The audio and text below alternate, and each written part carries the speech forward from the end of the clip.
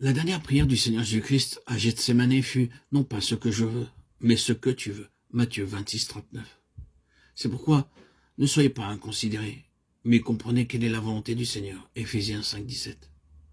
En d'autres termes, ne soyez pas stupides. Si jamais quelqu'un vous traite d'idiot, vous mettez en colère et vous ne lui parlez pas pendant 10 jours, ou plus. Il m'a traité d'idiot pendant cette assemblée, cette réunion. Aussi, je ne reviendrai plus ici, dites-vous. Mais c'est Dieu qui parle, pas moi. Si vous ne savez pas comment trouver la volonté de Dieu, vous êtes stupide. Dieu dit, mais comprenez quelle est la volonté de Dieu. Pouvez-vous dire véritablement que vous êtes capable de trouver la volonté de Dieu chaque jour, pour chaque besoin, chaque problème, chaque relation? Sinon, il y a quelque chose de faux dans votre croissance spirituelle. Je peux voir très clairement que ceci est une expression extérieure de l'œuvre du Saint-Esprit dans ma vie, pour me conduire et m'enseigner à la parfaite volonté de Dieu. Maintenant, je peux dire, Dieu m'a enseigné, cela par l'expérience. Un jour à Vancouver, au Canada, dit frère Maxime, j'ai reçu un appel téléphonique et un homme me dit, voulez-vous venir nous parler ce dimanche? Je dis, voulez-vous avoir l'amabilité d'attendre un moment? Je vais consulter mon agenda et vous le faire savoir. Je vis dans mon agenda que j'étais libre. Et je répondis, je serais très heureux de venir parler ce dimanche. Mes amis entendirent cela et ils me dirent, vous ne priez pas pour trouver la volonté de Dieu avant d'accepter une invitation? Et je répondis, il n'y a pas besoin de prier, je suis disponible. Je n'y vais pas pour quelque travail mondain. C'est mon privilège de donner le message de Dieu. Et c'est mon témoignage. Je n'y vais pas pour gaspiller mon temps. Mais ils dirent, qu'en savez-vous? Dieu peut avoir un autre plan pour vous. Je pensais alors qu'ils essayaient de me trouver en faute. Aussi je fus offensé et ne les saluai plus pendant 2 semaines.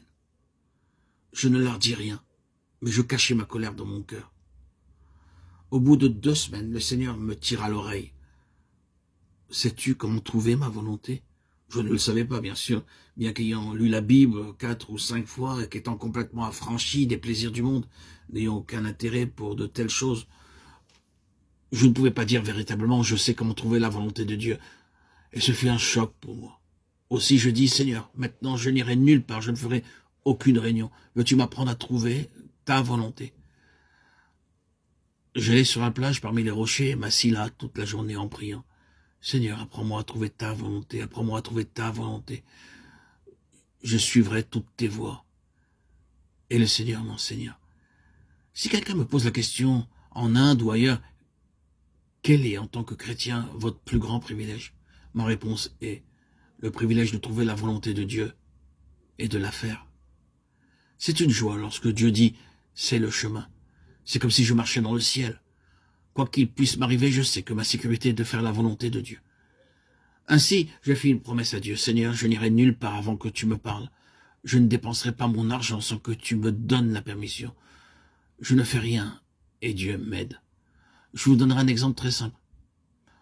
Lorsque j'étais en Amérique, j'eus besoin de me faire couper les cheveux. Ils sont très longs et laids. Puis j'allais me faire couper les cheveux. Demandai-je au Seigneur. Et le Seigneur dit non. Et j'ai prié ainsi pendant 3 semaines. À ce moment, un bon nombre de personnes pouvaient penser en jetant un regard sur mes cheveux longs qu'ils avaient besoin d'une coupe. Mais Dieu disait non. Au bout de 3 longues semaines, Dieu me donna la permission. Aujourd'hui, tu peux te faire couper les cheveux. J'y allais tandis que le coiffeur me coupait les cheveux. Je dis, monsieur le coiffeur, êtes-vous né de nouveau? Il dit non. Voulez-vous naître de nouveau? Oui, répondit-il. Eh bien, je dis, très bien, coupez-moi les cheveux et je vous montrerai comment naître de nouveau.